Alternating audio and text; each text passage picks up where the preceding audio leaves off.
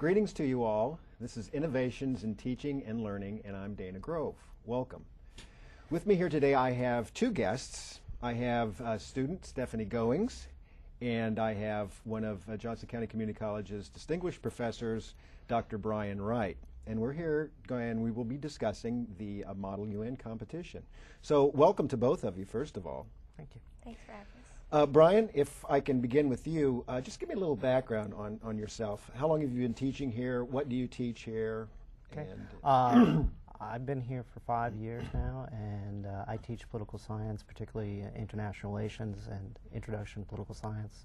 And I've come here via, I'm originally from Connecticut, but before Johnson County, I was teaching at Western Carolina University in Sylva, North Carolina, and I was the Model UN advisor there. And as an undergraduate, I participated in Model United Nations and feel it's a valuable learning tool. So I was more than happy to take a job where they would actually pay me to be able to be a Model United Nations advisor. I thought that was something that I could do and do well. yeah, an offer you couldn't refuse, huh? That's right. Exactly.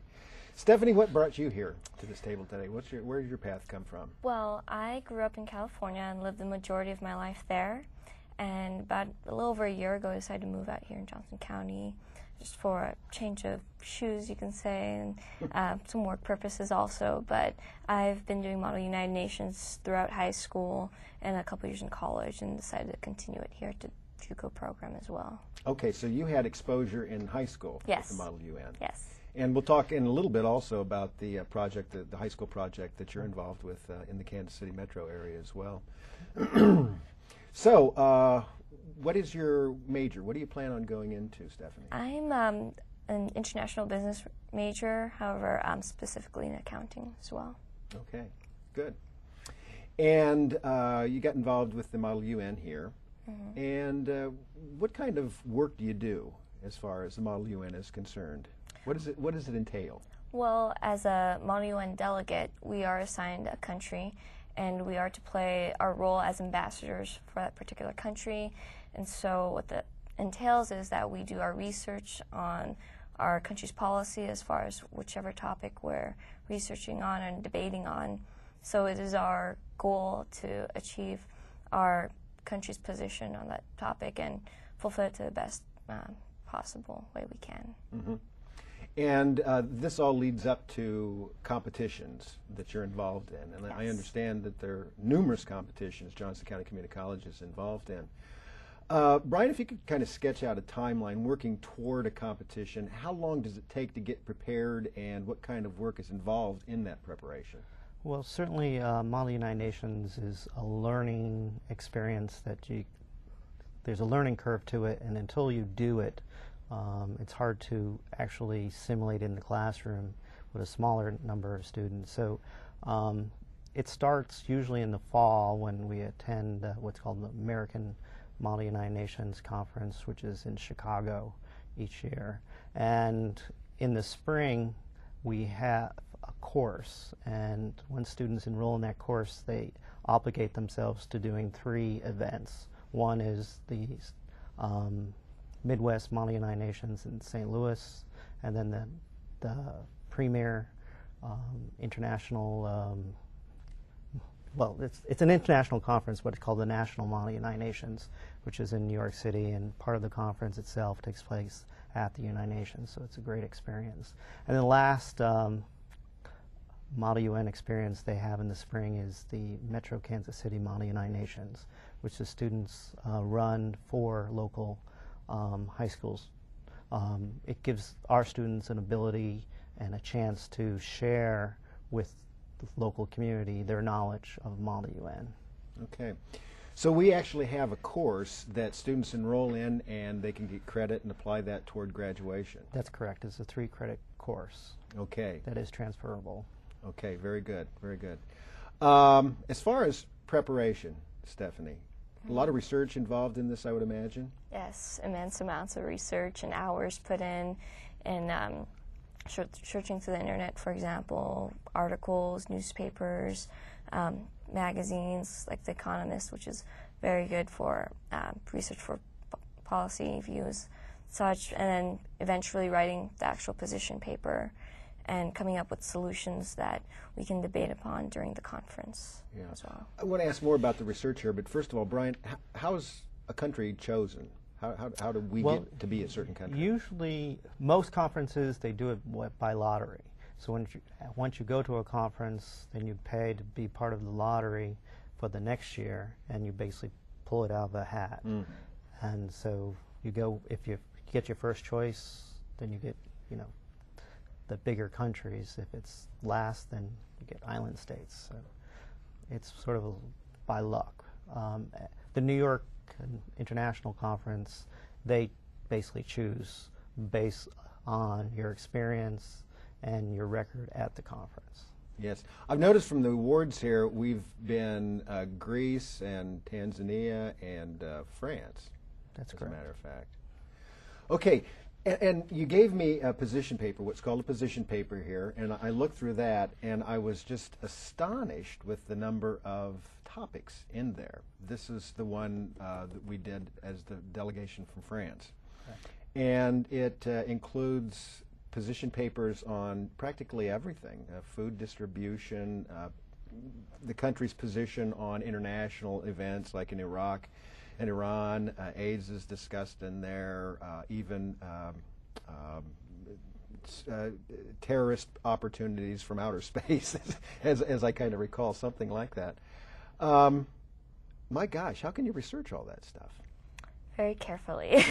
Well, it does take a long time. There are a lot of hours you put into it, but all the effort you put into it is what you get out, and you see that in the conference, and the awards we received is a direct reflection of the amount of work we put into all the research and preparation as well. Okay.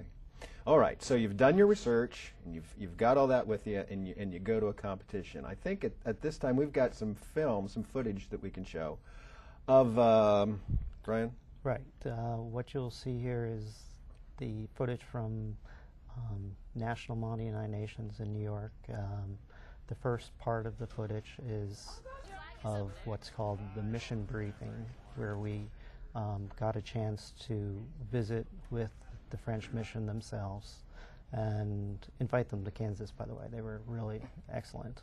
Did you want to add anything there? So you actually meet the delegates from France, the Yes. UN delegates from France? Met the diplomats themselves. That must be quite an honor. Good, and we'll talk through the video here, but let's specifically focus in on what you just went through there in New York City. What are the first tasks that you do? Meet the delegation. What else do you do, Stephanie? Well, we had opening sessions where there's a guest speaker.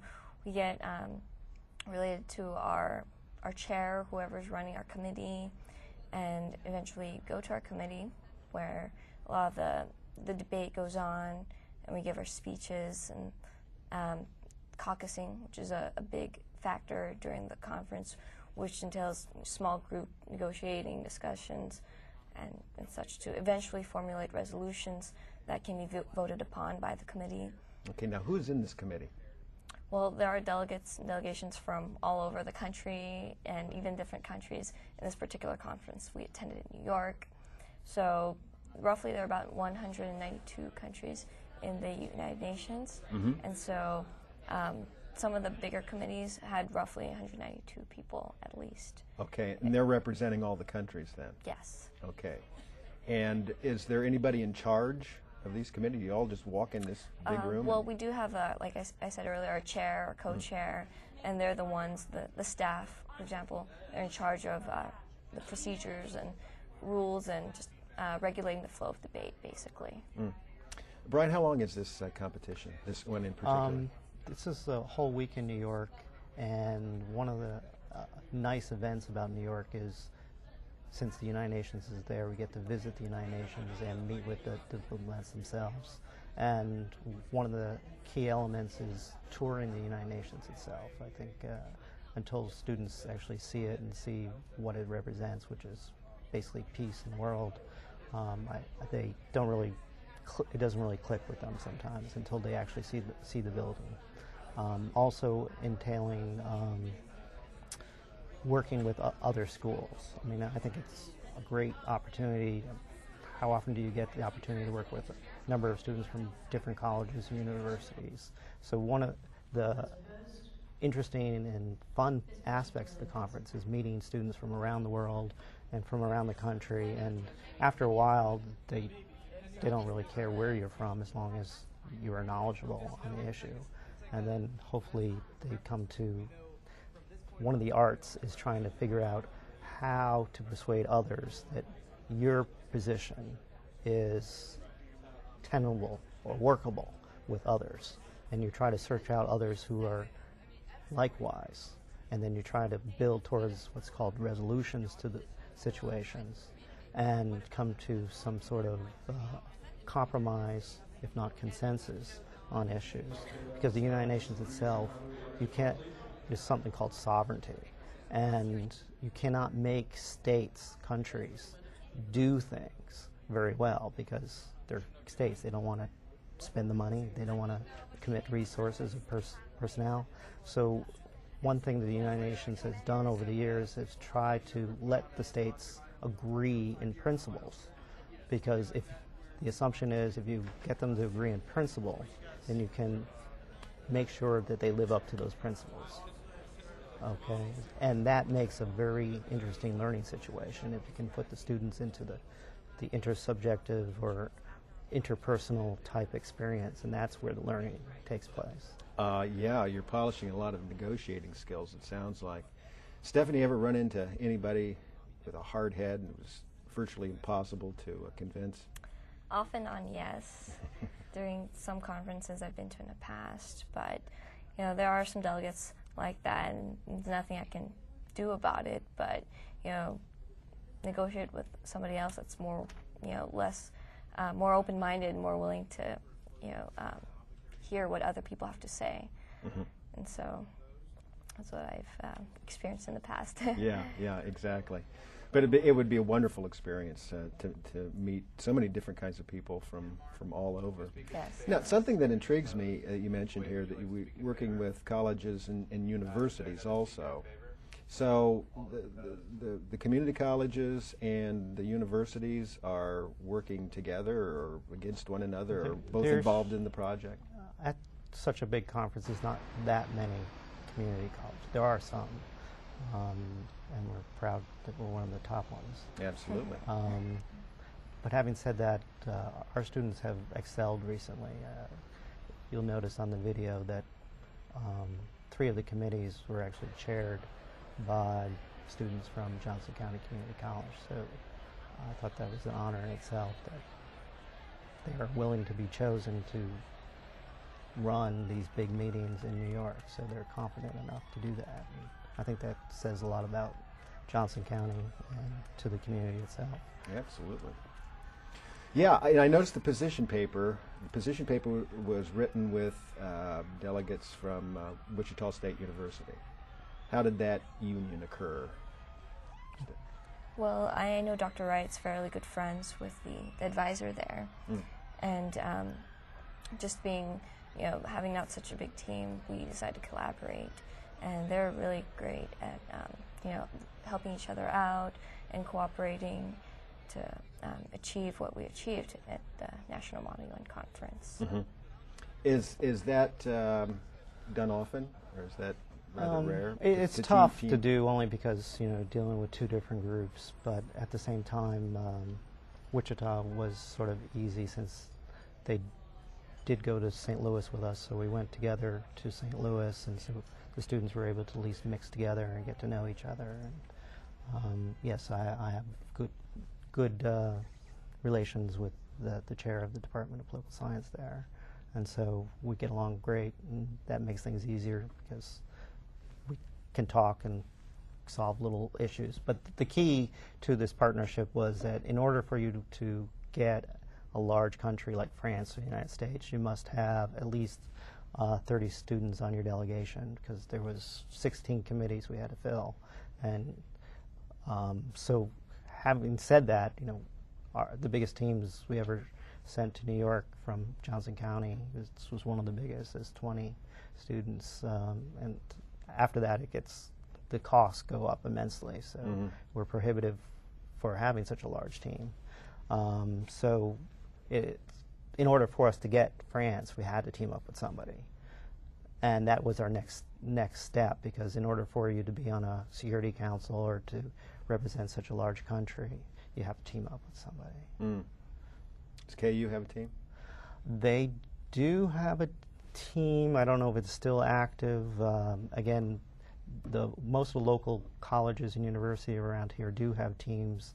KU has a team made up of former JUCO students, Johnson County Community College students, and likewise the University of Missouri at Kansas City as well, former members of Johnson County Community College Model UN team.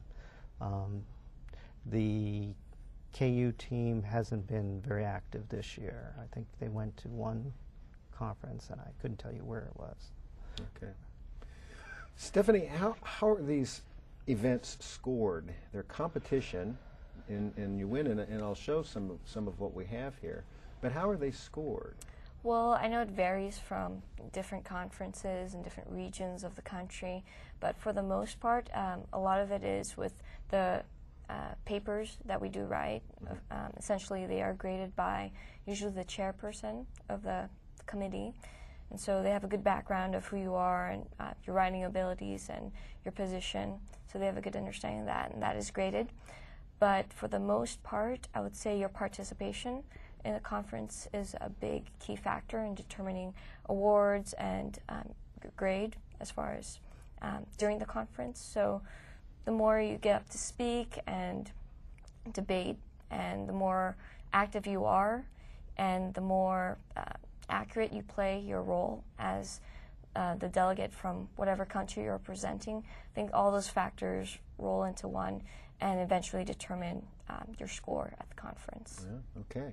So we do have this outstanding position paper award that was given to you in New York, and that came from the document I referenced earlier. Excuse me. And you certainly participated in the production of that document. Absolutely, yes. Good. Let's see. This comes from Midwest Model UN Nations in St. Louis, looks like earlier this year. The college represented Greece, and this is Outstanding Delegation Award. Yes. First committee. What's that mean, first committee? First committee, there are multiple committees and the Model United Nations. First committee is the meeting that deals with a lot of the disarmament topics within the Model United Nations, or within the United Nations also. Okay, very good. Tanzania, this comes, again, from St. Louis. Outstanding Delegation Award, Economic and Social Council Plenary was presented to us as Tanzania. This is Outstanding Delegation Award, Commission on Crime Prevention and Criminal Justice, another topic. Outstanding award also. And this comes from New York as Outstanding Delegation at Johnson County Community College and Wichita State University. So those seem to be pretty impressive awards. Yes. I congratulate all of you for winning those awards. And Brian, you were saying that for how many competitions now have we gotten such we've won awards? outstanding awards for the last 2 years at every competition we have attended. So. Well, that's great. That's absolutely wonderful there. Brian, a little bit about the high school effort here in the Kansas City metro area. The metro, it's called the Metro Kansas City Model United Nations. It was started about 8 years ago by actually the Shawnee Mission School District, and at some point members of the faculty here started, they moved the conference to campus, and eventually Shawnee Mission gave up their management of the conference and gave it to us. So now, interestingly enough, Shawnee Mission doesn't attend as much as they used to, though we still have Shawnee Mission South, Shawnee Mission East, and that are attending this year's conference. And again, this is a conference that is earmarked particularly for high school students, and they come to our campus, and like the conferences we go to in New York or Chicago, they get to portray their countries that they are assigned. in committees, and we run 4 committees: General Assembly, and General Assembly First Committee, and Third Committee, and we also running UNESCO simulation, and we also do 2 security councils. So it gives the local students an opportunity to experience, and in fact the local schools have said that we've done a pretty good job, and some of these schools use it as an opportunity to learn Model UN. They've gone on Liberty or Rockhurst University or Rockhurst High School have gone on into national competitions, and they've done very well. But they do say that our conference helps in their preparations. When is it held? It's held every year in April, and this year it's April 25th. Ah, so that's it's coming up right around the corner soon. there. And where's it held? It's held right here at the Carlson Center. Ah, I like hearing that. And our Model UN students then work the... Yes, we chair the committees and develop the background papers and the issues and help the students articulate their stands and their positions. Looking forward to that, Stephanie? Yes, certainly. Great. Really excited. Excellent. Stephanie, I want to give you an opportunity to talk about the benefits. Your participation in the Model UN has benefited you in what ways, and perhaps also how does it benefit the community? Well, I can honestly say, thinking back to when I first started Model UN, I was not the most outspoken person. I was very shy, introverted. But after a few conferences and getting the hang of it, and being made to speak in front of a group of people, I'd say a lot of my communication skills have improved tremendously. Negotiating skills, being just very diplomatic in certain situations when things aren't going necessarily the way you want, has made me just a better person overall. And I can just look back on my experience and know that it has helped me get to where I am today and where I will be in the future, whatever I decide to go into. Wonderful. Excellent. Yes. And Brian, you certainly should be complimented for your work. It's very, very obvious that you're dedicated to this, and you've given students wonderful opportunities to expand, such as Stephanie here. So I congratulate you as well. Thank you. And as we go out, we're going to be going into about a 10-minute video piece dealing with the Model UN and the benefits of the Model UN, as Stephanie's just talked about, and other aspects of it too. You want to give us a little summary of that? Sure. This is a DVD or video that was put together by the students themselves so they could highlight what Model UN is and why it's important to Johnson County and to themselves. I mean, Stephanie mentioned some of the key elements or learning abilities that students actually learn, compromise and writing abilities and confidence and leadership abilities. And actually, my students do benefit. They've actually gotten jobs because of the experiences they've gained in Model United Nations. And so I encourage students, and hopefully through this video, the students themselves encourage others to think about if this is something that's worthwhile that they should pursue. Great, that's wonderful.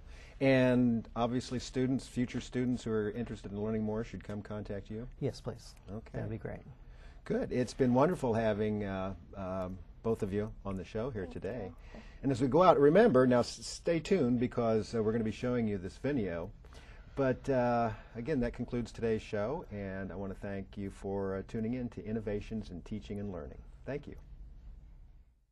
On August 8, 1945, United States President Harry S. Truman signed the United Nations Charter in San Francisco, joining 51 countries and making the dream of President Franklin Roosevelt and Prime Minister Winston Churchill a reality. FDR and Churchill supported the United Nations as the world organization that promotes peace, prevents conflict, fosters cooperation, communication, education, understanding, and diplomacy. In addition, the United Nations would deliver social and economic assistance around the world. Today, the spirit of that beginning continues to grow at the United Nations. Since 1997, this spirit is also cultivated right here in Kansas at Johnson County Community College through the Model United Nations program. On their way to becoming a nationally recognized award-winning team, the JCCC Model United Nations team has portrayed a wide variety of countries and addressed various contemporary issues. The illicit trade of small arms and light weapons, right to food, measures to eliminate international terrorism, addressing the implementation of the Millennium Development Goals, nuclear proliferation, the rights of migrant workers, human settlements.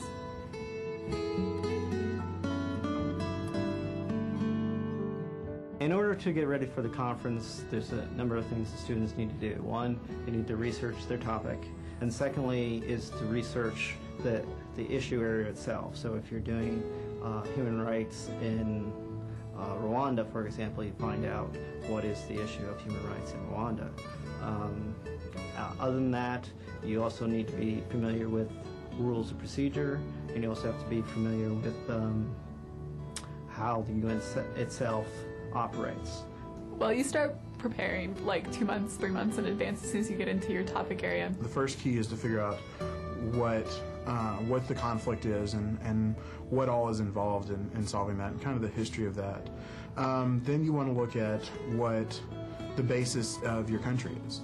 And you need to have kind of an overall perspective of what your country is dealing with, what their concerns are, what their agenda is. The big thing is doing a lot of research. You want to know a lot about the country that you're representing.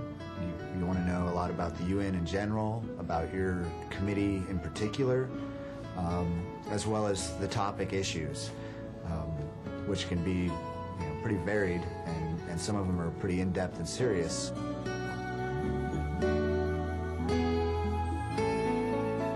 Know your country in and out, definitely, and get up and talk from the very beginning. Get to know people, the people that are representing the different countries. Really exciting for me to win an award. The fact that we won an award was big for me. It was just really exciting to see the team come together. We had a really good team this semester.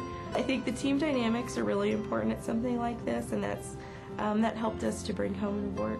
And that was my goal going into it, was to win an award. I knew that it was something that was rare, that there's not very many given out. Just learning about all of the things that are going on in the world right now and all of these issues that affect people across borders has really been helpful to me. I found this semester all of my classes have kind of complemented each other in terms of I can learn something in one class or learn something in studying for Model UN and be able to transfer it to something else. This club definitely, I felt like I was, a delegate from Kenya, and I had never had a role outside of being a U.S. citizen before, or having to think outside of U.S. foreign policy. You think about it, but you never really take it as a personal seat for you. And just having people that have gone through it or people interested in doing that, I know that if I ever get in a conversation with anyone else in the school, I'll have a new perspective and a new way of thinking to present with them that I didn't have before I started. I really liked getting up and talking in front of everyone. It was a confidence-building thing. One of the biggest things for me was writing. We had to write position papers. I've gotten a lot better about, getting down to writing something and getting my point across concisely. Other important skills that I've never really had a chance to use much up until this is a lot of negotiating skills and those sort of interpersonal skills that being a cook or working at a grocery store you don't really get a chance to use too much. It builds a lot of leadership skills. Even for me, I'm an art student, but I feel like I've grown a lot just by being involved in this.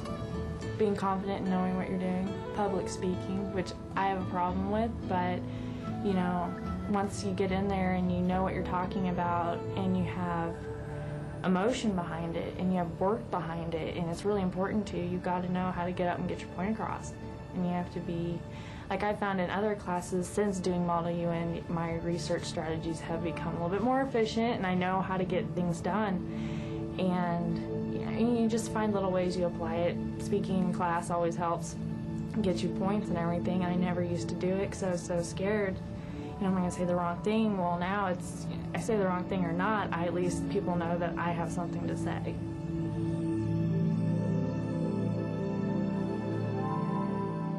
Our Model UN team, it's been recognized for several years now as an outstanding program.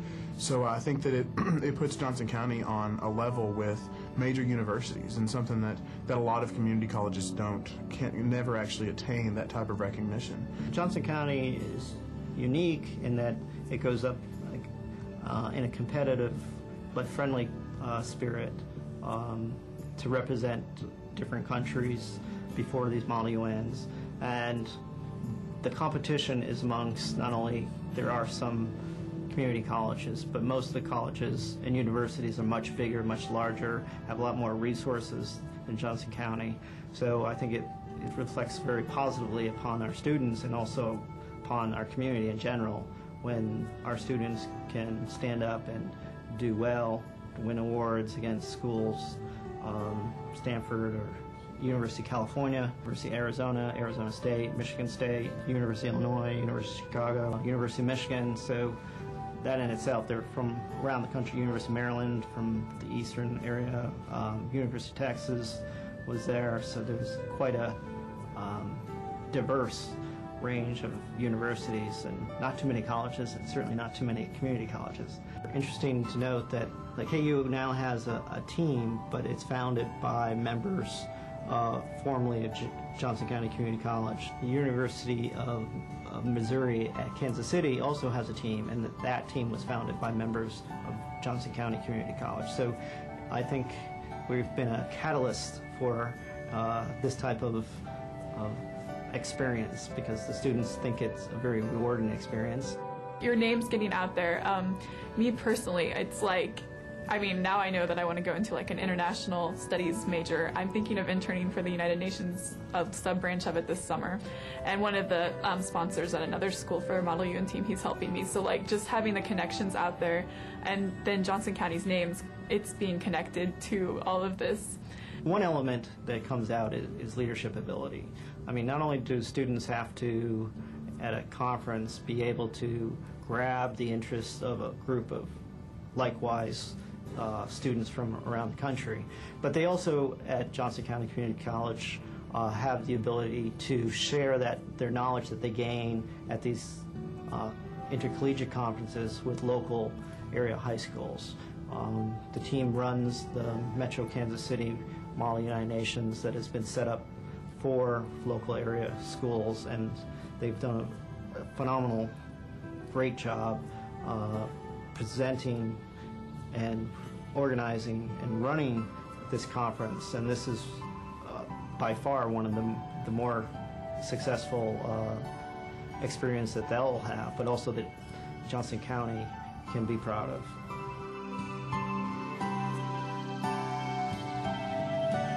You learn things that you can apply to life and apply to other classes, so it's fun, it's hard work. You get to be a lot more knowledgeable about world issues, and you can say you did it. And I think that's a really nice thing. I'm proud of it. I like to say, yeah, I got to do this. It's hard work, but it's a lot of fun. It's worth it. You feel like you really learn something. You learn some things about the world and more about global issues and what's going on outside of the little universe that we live in here at the community college. Definitely go for it and be prepared to research. It's kind of scary the first conference you go to, but I mean, give it 10 minutes and you'll understand, and you'll start power playing and trying to get people to believe what your country's position is.